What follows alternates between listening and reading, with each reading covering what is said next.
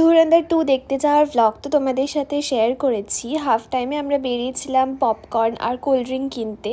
আর আমরা গেলে না এই পপকর্নটাই খাই। সপ্তর্ষি এটা খুব ভালোবাসে সব কিছু মিক্স করে। আর আমার মেইনলি সিম্পলটাই ভালো লাগে, মানে চিজটা বা সল্টেড ক্যারামেল যেটা, সেটা আমার ভালো লাগে। বাট চকলেটটা আমার একদমই ভালো লাগে না। তো যাই হোক, আর কোল্ড ড্রিঙ্ক আমরা নিয়েছিলাম হচ্ছে আনলিমিটেড রিফিল যেটা করা যায় সেটা। তারপরে আমরা নিয়ে আবার হলে ঢুকলাম বাকি সিনেমাটা শেষ করতে।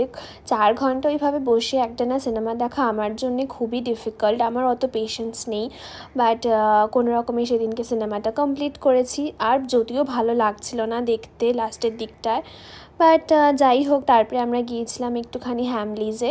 সাউথ সিটিতে গেলে তো আমাদের হ্যামলিজে যাওয়াই হয়, আর আমার এই টেডি বেয়ারটা ভীষণই ভালো লেগেছিলো।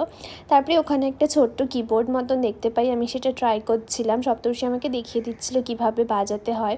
হি is really good with instruments. ও ছোটোবেলা থেকেই গানের পরিবেশে বড় হয়েছে।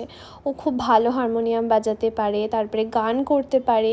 কিন্তু এখনও আরও কিছুই এগুলো করে না, জানি না কেন, আমি অনেকবার বলেছি। তারপরে আমরা ওখান থেকে একটু গিয়েছিলাম হচ্ছে স্টার মার্কে। আমরা তো স্টার মার্কে প্রায়ই যাই, আমার ড্রয়িংয়ের কিছু না কিছু ওখান থেকে আমি কিনতেই থাকি। বাট বোন কখনো যায়নি, ওকে একটু নিয়ে গেলাম। তারপরে আমরা একটুখানি গেলাম হচ্ছে প্যান্টালুন্সে। সেই প্যান্টালুন্সের স্টোরি তো তোমাদের সাথে শেয়ার করেছি।